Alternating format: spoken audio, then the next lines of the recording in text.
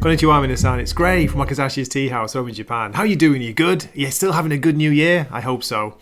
Right, I've got an unusual video today. It's not really a scoop because it's been all over Twitter.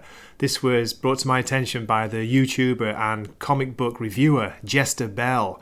This is The Joker, The Man Who Stopped Laughing, issue 4. Okay, it's written by Matthew Rosenberg and it has main art by Carmine de Giandomenico. Great name. But I'm going to focus on the backup story because this is where the news is coming from.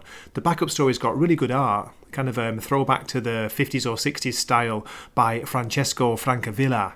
Also, I forgot to mention, it's a $5.99 comic book and this backup story is only 8 pages long.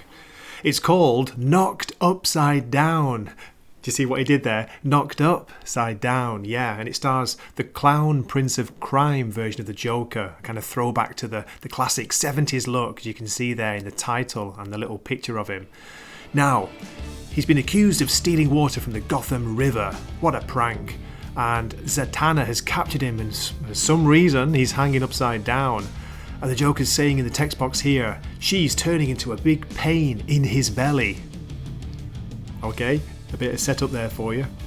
Using her backward spoken magical spells, ZATANNA tells the evil liar to fall down. The Joker falls splash into the muddy remains of the river.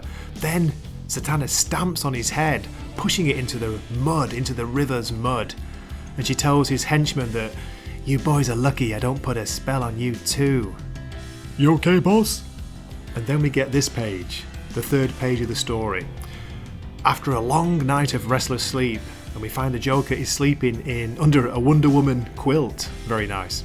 He's saying maybe it was a strange dream, and he gets out of bed, goes to see his 2 henchmen, and they say, boss, I think you're pregnant. And we see the Joker with a very distended, very big belly. On the next page it gets worse. He's actually being checked out by who he thinks is the Atomic Skull, but it's Dr. Phosphorus. Doc Foss says he doesn't know where the baby's going to come out. Probably it's going to hurt. And then he tells Joker to push, and we get this crazy scene here where the Joker pukes up a load of mud. The mud, like a strange misshapen turd, sits on the floor and then starts to cry. Before you know it, the mud's fleeing out of the room. Joker tells them to go and get it quick, and they try, but it slips out of their fingers because it's too muddy and slippery. He decides to deal with it himself, picks up a flamethrower and walks towards the room he thinks it's hiding in. Come out with your hands up! We see 2 white hands, and then this weird looking horror of a figure comes out. It looks like a small boy, but with a kind of adult Joker's face, misshapen, a little bit of a Clayface vibe to it. And we see Joker thinking, he's so handsome. A few weeks later, and we see ZATANNA performing somewhere, when the Joker arrives and starts clapping, bravo! Then he gives us some weird story that, he's sorry it didn't work out between them. They may have made a wonderful family, but he thinks he's better off without her. And ZATANNA's like, who is we? And then we see Mr. J introduce his son, who looks just like him now, just a miniature version. And the final line, which I just don't get it. Maybe I'm missing something. Matthew Rosenberg's writing, maybe. The Joker's son says, Ma is as selfless as I am. The end. So what did you think of that? Now, as you can imagine, there's been a kind of huge reaction to this story, this backup story anyway, especially on Twitter. I haven't seen or haven't heard that much myself, but as I say, it was Jester Bell and also the YouTuber and artist Michael Bancroft who was talking about it earlier on a live stream today. I don't know, is it much ado about nothing, or is it part of the current kind of weird thematic agenda to kind of push the fact that, yeah, hey, men can get pregnant too. Look, now the Joker's pregnant in a comic book. Now, you know me, I try and focus on positives. So you could argue that, yeah, it's a throwback to the crazy bonkers 1950s style Batman and Robin comics where you just never knew what was going to happen. But would we see it pushed this far? Would we see, a main character being shown as pregnant and believing he's pregnant and then giving birth, even though it's via throwing up, to a strange, misshapen, muddy baby?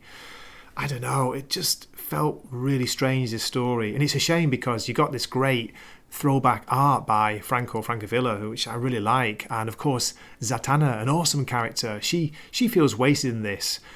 Another thing is, like, when did the Joker, become infatuated with so many of these women, his adversaries, or whatever you want to call them? He's after ZATANNA. Apparently he's been after Wonder Woman because he's got a Wonder Woman quilt on his bed. I don't know. It doesn't feel like of course, the Joker that I've grown up reading. Not at all. He's supposed to be the clown prince of crime, but this was just weird. It was a really weird take. It felt off. And yeah, I don't know if this was Matthew Rosenberg's idea alone. Maybe he thought it'd be a joke. Maybe he's having a kind of dig at what's going on at the moment. Maybe it's, subverting expectations, all that nonsense.